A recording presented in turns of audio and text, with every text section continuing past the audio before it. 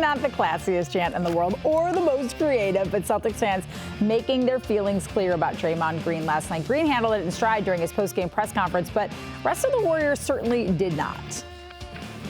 Your thoughts on the crowd's response to him all night? On the crowd's response to Draymond? Classy. Very classy. It was not a factor.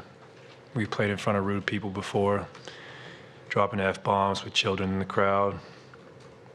Real classy. Good job, Boston. Well, Draymond Green's wife did not like what she heard either, saying there's no way, shape, or form that fans should be allowed to chant obscenities at players. Are they not human, she asked. She went on to say her kids were at the game hearing that mess. Very disgusting, just shameful. That is where we begin our deep dive with 95.7 The Game in San Francisco's Joe Shasky and our own John Tomase.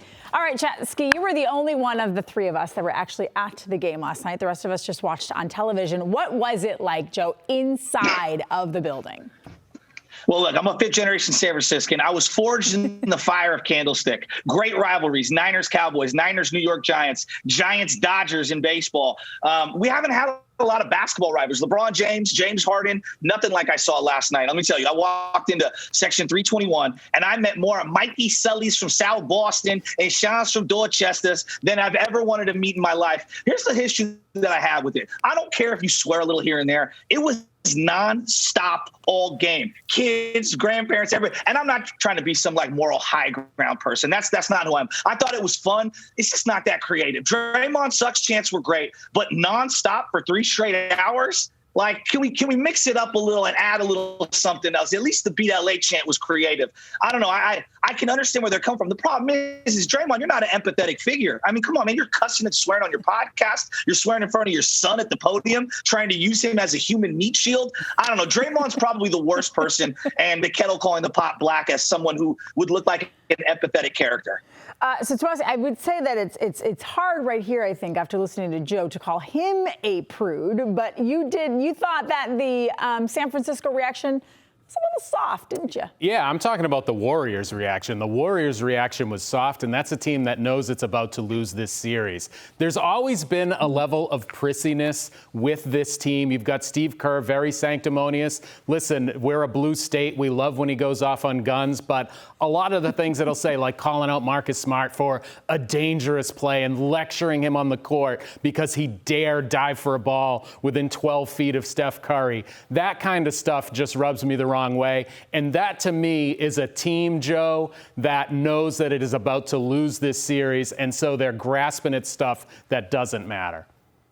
Do you think? I mean, that's a leap. I mean, if your best. I mean, I think that's a leap. I mean, if your best player or the guy who makes you the most money and has helped retain you superstar status in the Bay Area, Steph Curry, gets hurt, you're going to defend the guy. I mean, come on, we're ripping the coach for trying to have his best players back. I mean, I understand where he's coming from on that. The politics, throw that to the side. Nobody wants to hear our politics. Nobody wants to hear Steve Kerr politics 9 times out of 10. But the reality is that I think the question was asked to him. They answered authentically. You can call it soft, whatever you want. They got personnel problems deeper than the crowd. They got a Draymond Green donut going, 1 foul through 3 quarters problem, more so than they have a crowd problem. Like they don't have an answer for Robert Williams. They have no way to stop Jaylen Brown. I don't know about the crowd. That, to me, is all fluff. They need to work on themselves and try to replicate a Clay and Curry performance and get someone else to step up. Do you think the Celtics, maybe not the Celtics fans, but the Celtics fans and also just the Celtics team and the way they played, have gotten into the heads of the Warriors? Because I do find it interesting, Joe, that after game 1, when they lost, it was, well, they only lost because a couple of their bench guys had outstanding games. And then after game 2, it was a lot of chest puffing and thinking they were going to, see, we told you that was exactly what was going to happen. And then they come to Boston and they get, their lunch money stolen and they get accosted by the fans. It seems last night that all the excuse making and the focus on that and not how they could have played better or done things better feels to me like, I don't know, like the Celtics have them mentally. Well, you know what? This fan base and this team does not know how to lose. I mean, let's call it what it is. I'm a Depression-era Warrior fan. When we went 13 years without a playoff spot, let alone an all-star. So a lot of these fans and a lot of these players are not accustomed to losing. And when they do, some of them tuck tail. Look, I think it's fair to ask out loud, Draymond, are you just a straight-up front runner? because it feels like that at times. And, I think that this fan base reacts to their dudes and they don't know how to react to losing. Sometimes the other team deserves credit. Right now, Boston looks younger. Boston looks more athletic. Udoka looks like he is coaching circles around Steve Kerr. Their personnel looks deeper, and they have put Jordan Poole in a blender, and the guy cannot be found. He's on a milk carton right now. Have you guys seen Jordan Poole throughout this series? This was their second best player from January until now, and he's been nowhere to be found. They've got problems that are much deeper than excuse making and all that. I think they're in denial to some level, but their backs are against the wall. You guys, this is a 10-year run they've been in. It could all get blown up if they lose on Friday night. Well, Joe, NBA reporter Jason Dumas and 95.7 The Game tweeting out the following. I've chatted with multiple Warriors staffers who work in various different roles in the organization, and their experience here in Boston has been crazy. One told me I had to take off my Dubs shirt Wednesday morning because I keep getting cursed out. Another, I've been flipped off 17 times. Well, our own sports talk radio station, 98.5 The Sports Hub's Mark the Beetle Bertrand had a strong response to that report. Why would you do that? Oh, I wanted to walk down Boylston Street the other day wearing a Golden State Warriors tracksuit. I can't understand why people driving down the street told me to go F myself. A hot new Dubs Gee, I don't know. Gee, why did that happen? I don't know. Those poor staffers didn't ask for this. You know what? San Francisco. Soft sports market. Going to put them right in there with Atlanta. Soft as all the poo in their streets. Oh, that's mean, Zoe. How do you respond to that, San Francisco native and longtime Warriors fan?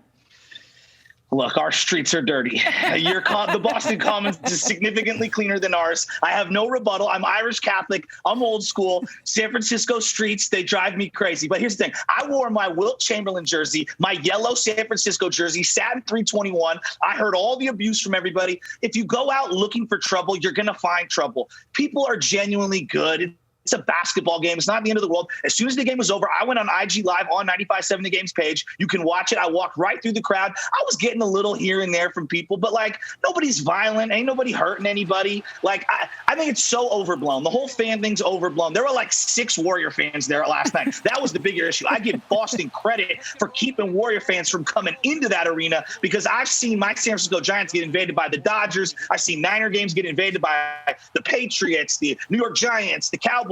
So I credit the Boston fan, and I had no problems walking out of that arena. Not that I was looking for problems, but I think that's so overblown. And yeah, tell that whole panel, man, they are crusty. They got to dust themselves off. Come out to San Francisco and come to a Giants-Dodgers game with me, or maybe catch my Niners in the playoffs because I don't know if you guys are going to be getting past Buffalo these years. We ain't soft. Y'all just been a little fat and happy with the 12 rings since 2000. Trenni, all I would say to this is, what did I tell you before the series started? The Celtics were going to win this thing because they were tougher. The team is tougher. The fans are tougher. The city is tougher. This is about toughness from the start. The Celtics have it. Sorry, Warriors.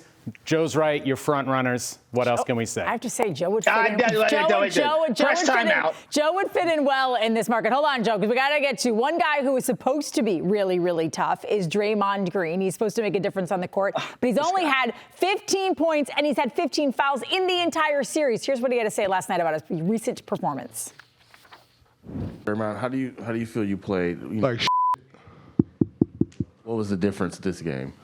I just think I never found a rhythm. All right. So, I do find it a little ironic that Draymond Green swore in front of his kid, but his wife didn't like the swearing in front of the children. But I digress. Joe Shasky, how are people reacting to the way that Draymond Green has been performing in this series?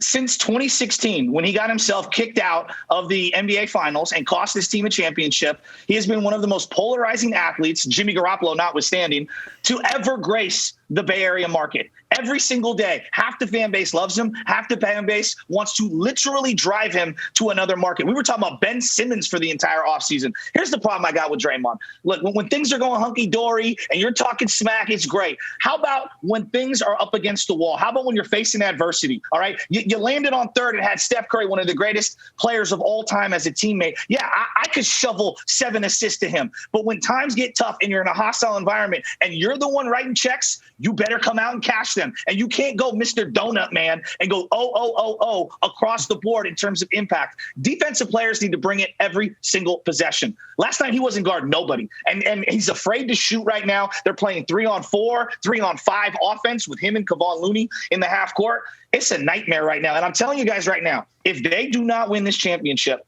big changes are happening. I don't know what they are. Joe Lacob is not going to sit back and just roll it back into next year. They're going to make dramatic moves. And if you think Draymond Green is just going to be a Golden State Warrior lifer, Draymond, the fan base, they got another thing coming. Yeah, Forsberg, especially after the antics, right? After game 2, the chest puffing and all the pushing and shove. It's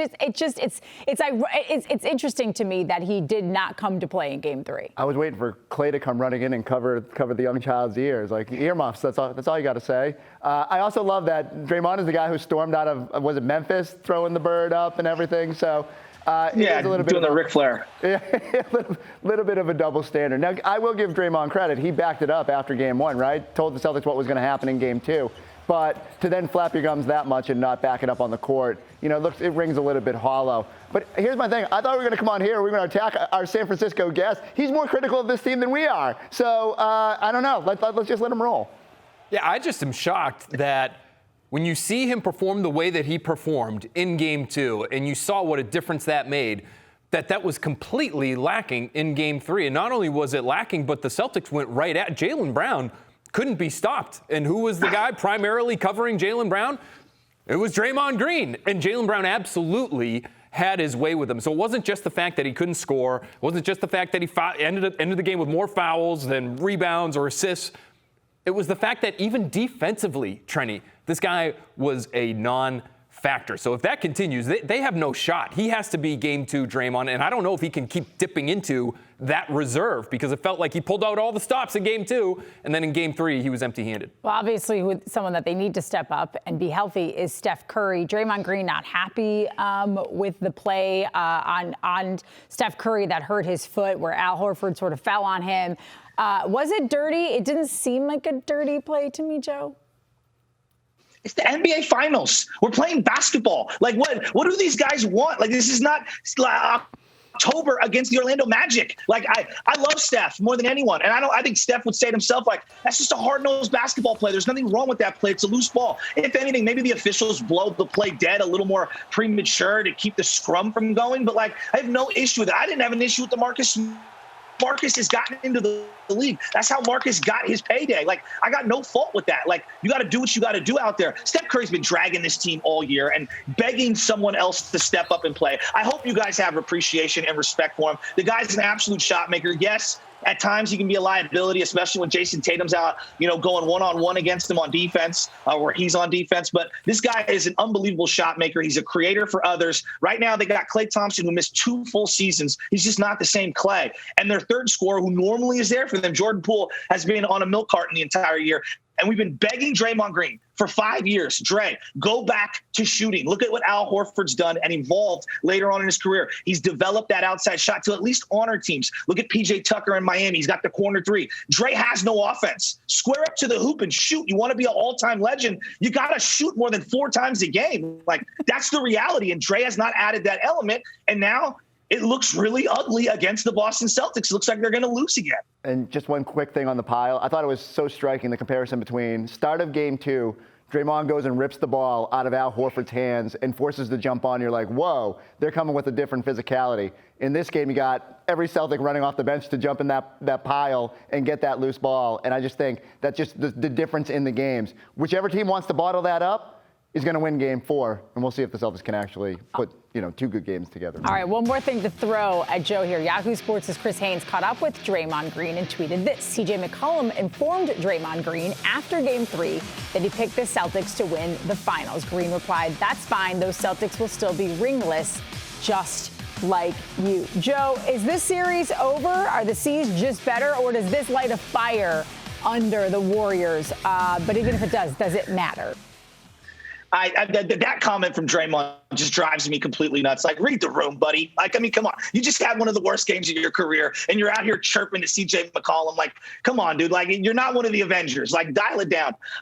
I don't know. I don't know what's going to happen in this game. I thought this team was doubted many times. They had the OKC comeback where they were down 3-1. Then they lose a series. The very next series, 3-1 to the Cleveland Cavaliers. They were down against the Houston Rockets when they had Chris Paul and James Harden, and they were the number 1 team in the league. They were down to Toronto and ended up losing that series. I don't know what's going to happen. This game Friday night feels like either they are going to continue rolling and try to make this a 3-game series, or this could be the end of the big three, as in Draymond, Clay, and Steph Curry together. I got a feeling Wiggins is playing for his spot on this team as well, and all these youngsters who you guys haven't seen, Wiseman, Moody, Kuminga, who might get some run Friday night. Like, there's going to be a major shakeup if they can't get this win. How you lose matters, and going out like a sucker like this, it's not going to sit well with the owner, and it ain't going to sit well with me. I don't know whoever called San Francisco soft, but they should go back and watch this segment. Joe, thank you very much. Enjoy your night in Boston. Remember the TAM.